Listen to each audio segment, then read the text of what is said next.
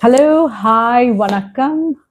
This is Nandini, and welcome to the first episode of Heart to Heart. Thank you so much for showing so much love in my introduction video.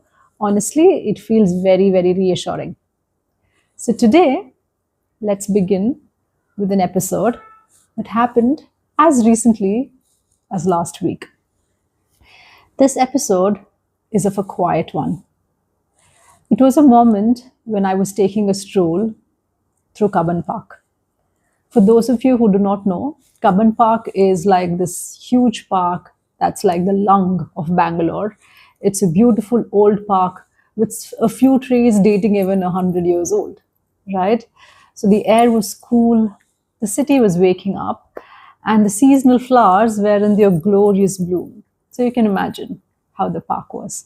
If possible, I'll tag in a picture of how the park is through the end so that you get a view of it. So, for those of you who know, I love and try to live in the present. I try to touch and feel when things are beautiful around me.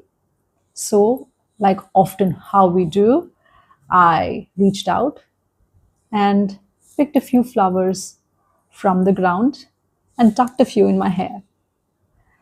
I even held a few in my hand and felt them like little tiny treasures.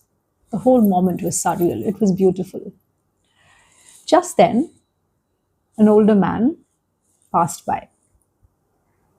He stopped, turned around, looked at me. He didn't yell, but he told one sentence in Kannada. He said, Henakku hakola hoovu, which translates to people don't even use those flowers on dead bodies. I stood there frozen.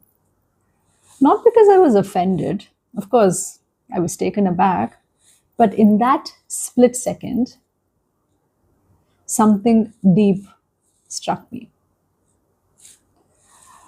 Why do we carry with ourselves this massive ego? Why do we have this big me that we carry around so heavily? And we think that we are so pious, that we are so significant, right?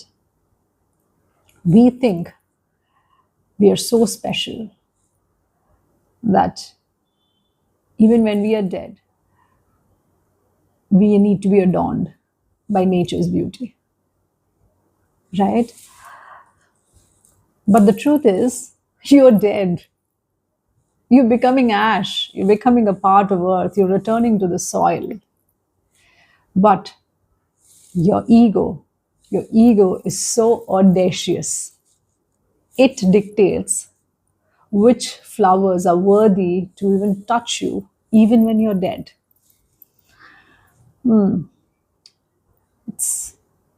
It is quite something. Why do we think we are so significant?